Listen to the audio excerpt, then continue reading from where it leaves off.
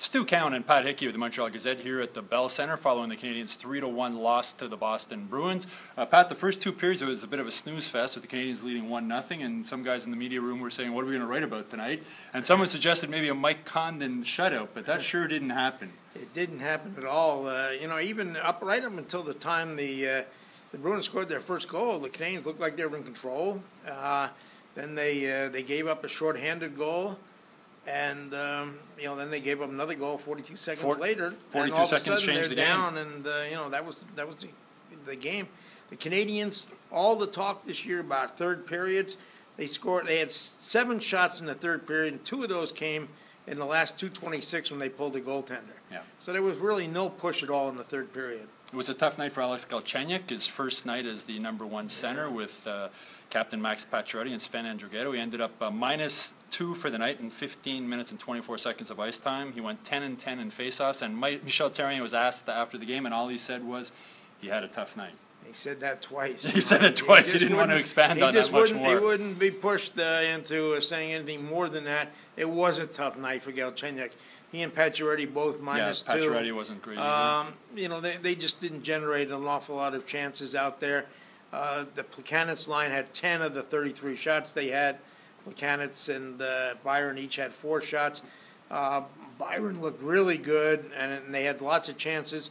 They had a chance. Byron set up Plekanec to the side of the net for a tap-in the beginning of the third period.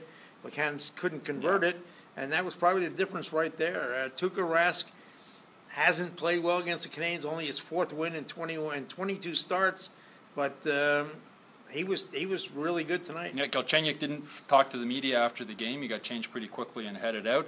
It was also a tough night in the face-off circle for David Desharnais, who won 5 and lost 9. That's part of the Patrice Bergeron effect, I guess, there also. It's a 3rd loss in a row for the Canadiens, the first time that's happened this season. P.K. Subban was asked afterwards if there was worry in the room, and his quote was, "Worried is when I look at my gas tank and I've got 5 kilometers left and I have to find a gas station." P.K. might be out of gas because he played 30 minutes again. He played 30 minutes, played a strong game. They're counting on him a lot, and Gilbert and Beaulieu only played about 12 minutes, and again, that's the sort of thing that you've got to get those guys more involved and give them more minutes, because you see Markov. Subban I think can play 30 minutes every night. Mm-hmm. Markov had to play 24 minutes tonight. You don't want him playing that many, and especially on a consistent basis.